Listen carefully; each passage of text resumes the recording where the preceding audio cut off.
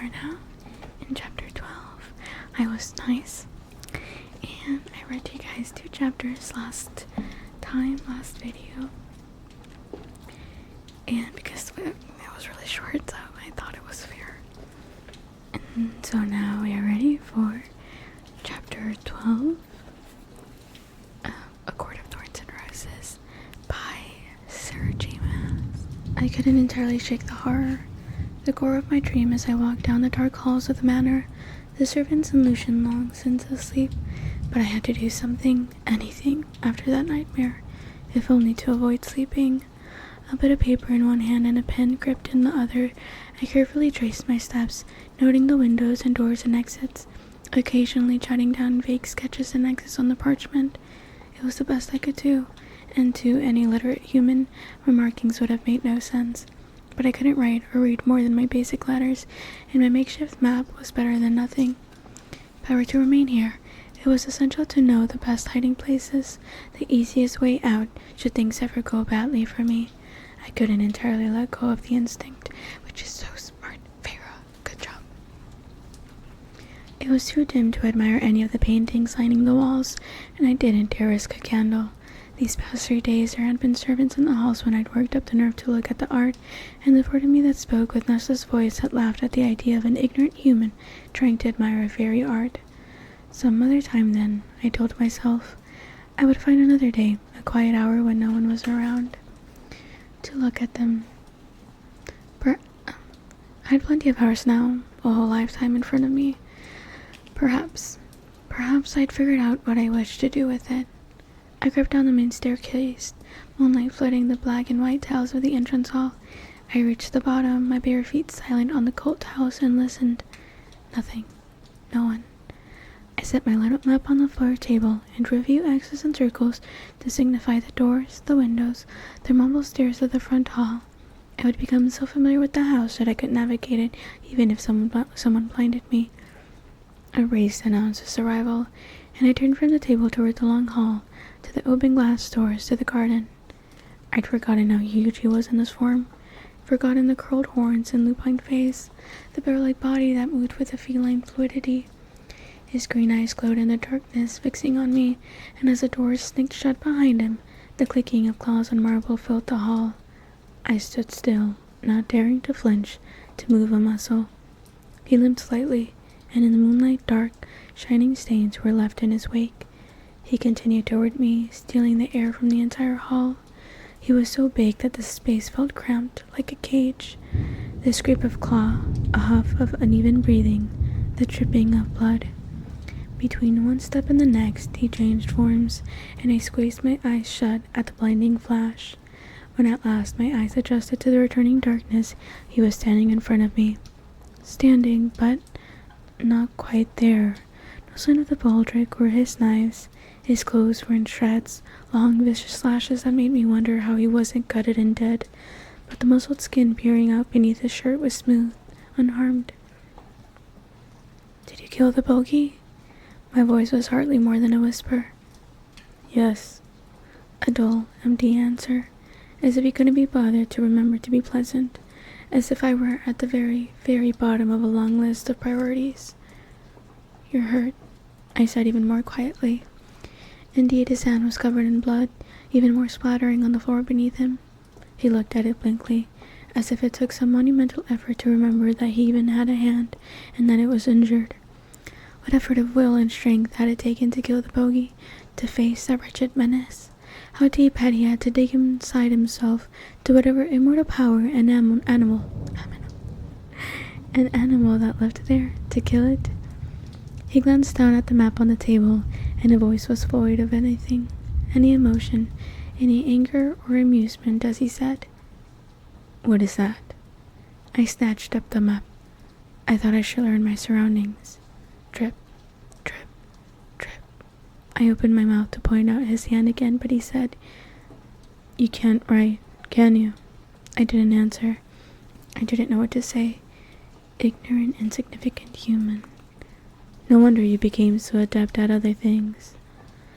I supposed he was so far gone in thinking about his encounter with the bogey that he hadn't realized the compliment he'd given me, if it was a compliment.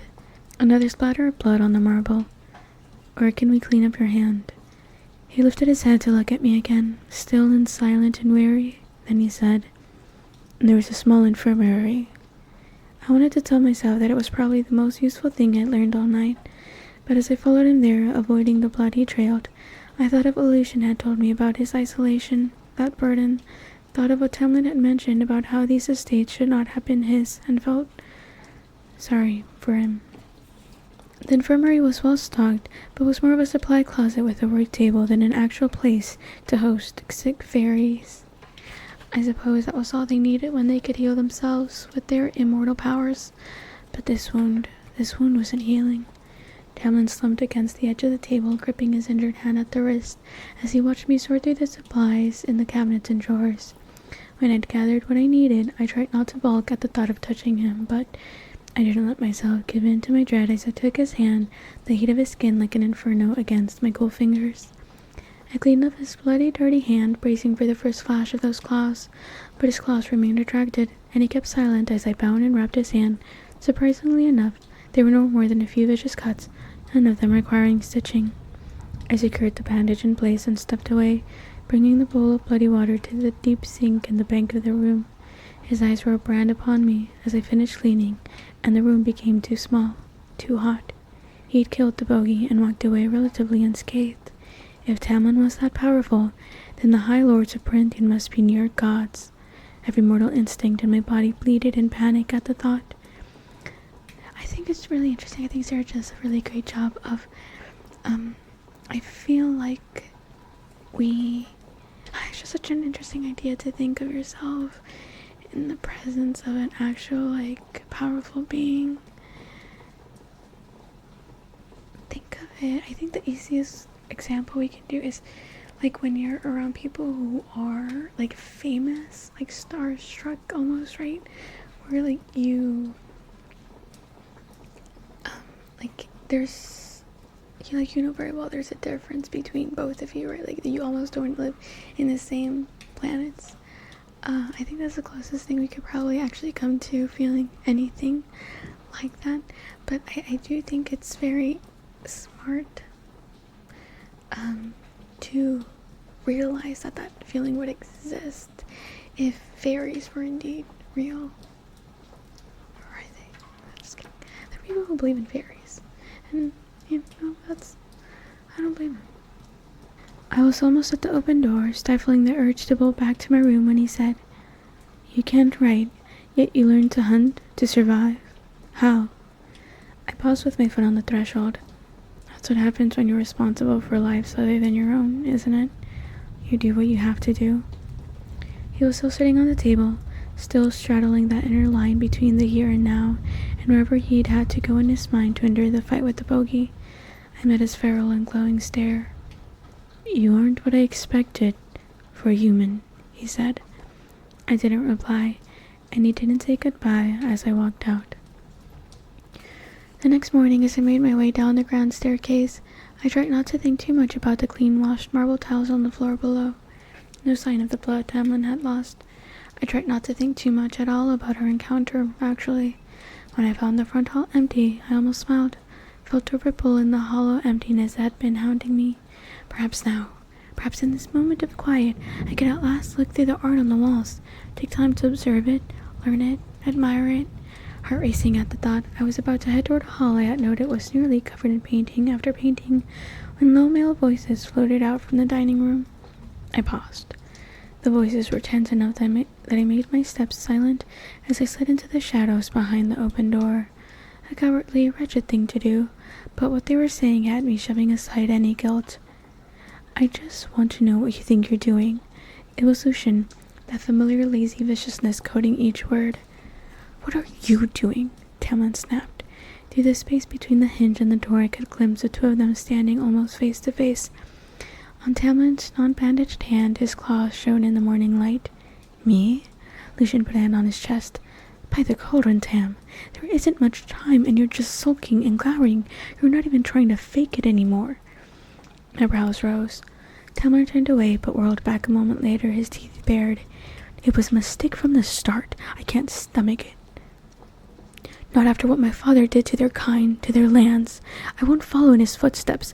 Won't be that sort of person. So back off. Back off? Back off while you seal our fates and ruin everything? I stayed with you out of hope, not to watch you stumble. For someone with a heart of stone, yours is certainly soft these days. The bogey was on our lands. The bogey, Tamlin. The barriers between cords have vanished, and even our woods are teeming with filth like the puka. Are you just going to start living out there, slaughtering every bit of vermin that slinks in? Watch your mouth, Tamlin said. Lucian stepped toward him, exposing his teeth as well. A pulsing kind of air hit me in the stomach, and a metallic stench filled my nose. But I couldn't see any magic, only feel it.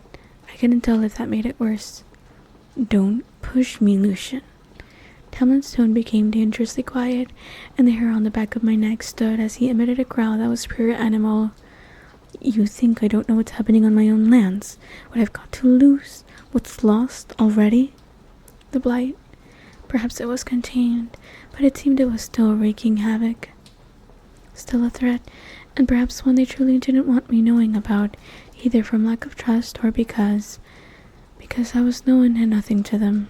I leaned forward, but as I did, my fingers slipped and suddenly softly thudded against the door. A human might not have heard, but both High-Fae whirled. My heart stumbled. I stepped toward the threshold, clearing my throat as I came up with a dozen excuses to shield myself. I looked at Lucian and forced myself to smile. His eyes widened, and I had to wonder if it was because of that smile or because I looked truly guilty. Are you going off for a ride? I said, feeling a bit sick as I gestured behind me with a thumb. I hadn't planned on riding with him today, but it sounded like a decent excuse. Lucian's russet eye was bright, though the smile he gave me didn't meet it. The face of Tamlin's emissary, more cork-trained and calculated than I'd seen him yet. I'm unavailable today, he said. He jerked his chin to Tamlin. He will go with you. Tamlin shot his friend a look of disdain that he took few pains to hide. His usual baldric was armed with more knives than I'd seen before, and their ornate metal handles glinted as he turned to me, shoulders tight. Whenever you want to go, just say so. The claws of his free hand slipped back under his skin.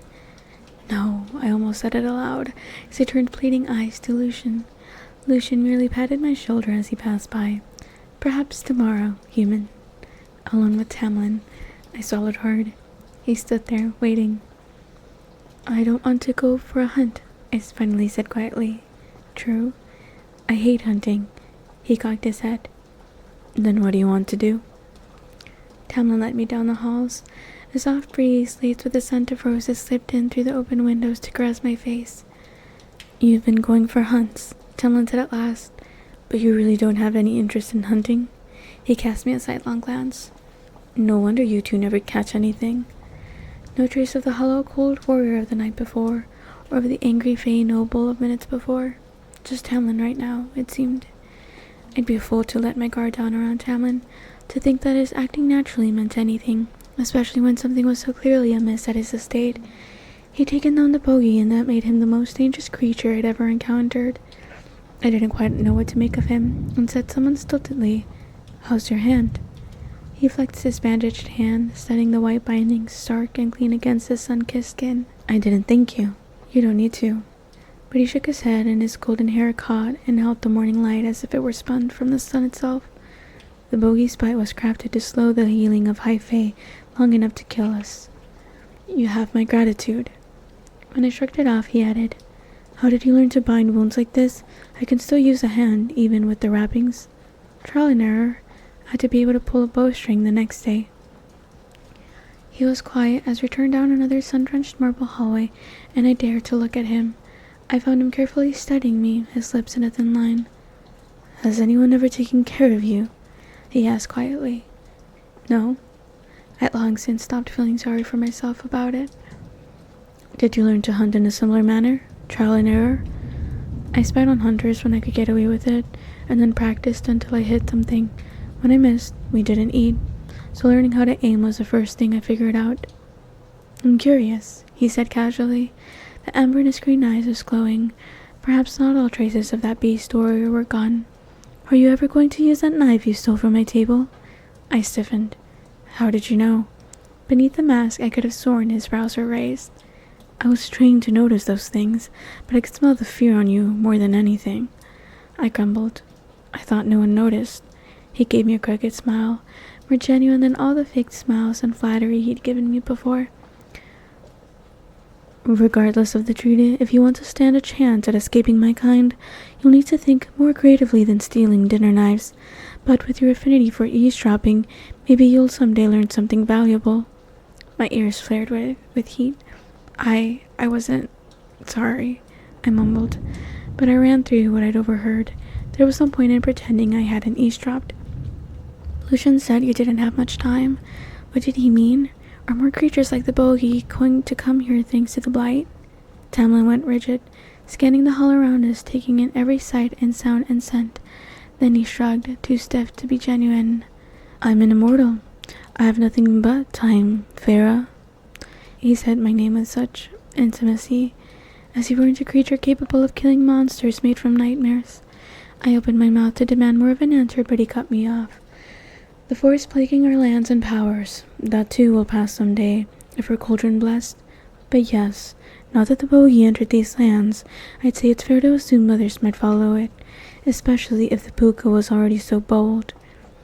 If the borders between the courts were gone, though, as I'd heard Lucian say, if everything in Parinthian was different, as Tamlin had claimed, thanks to this blight, well, I didn't want to be caught up in some brutal war or revolution. I doubted I'd survive very long. Tamlin strode ahead and opened a set of double doors at the end of the hall. The powerful muscles of his back shifted beneath his clothes. I never forgot what he was capable of, what he'd been trained to do, apparently. As requested, he said. The study. I saw what lay beyond him, and my stomach twisted.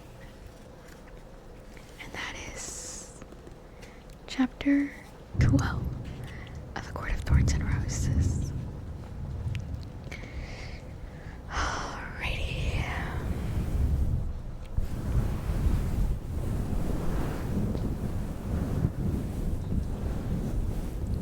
I'm getting sleepy.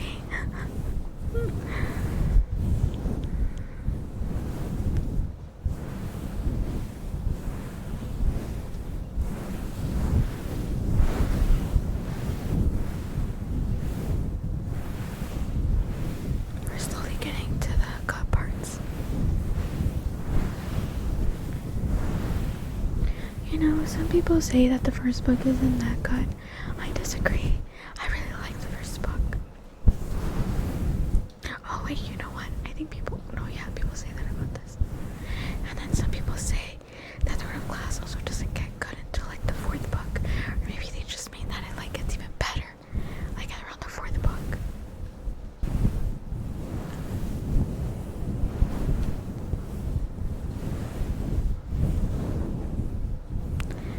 I tried reading Hush Hush. It was not that good. I DNF'd the finale. So it's okay. The fourth book, the last book, is called Finale. So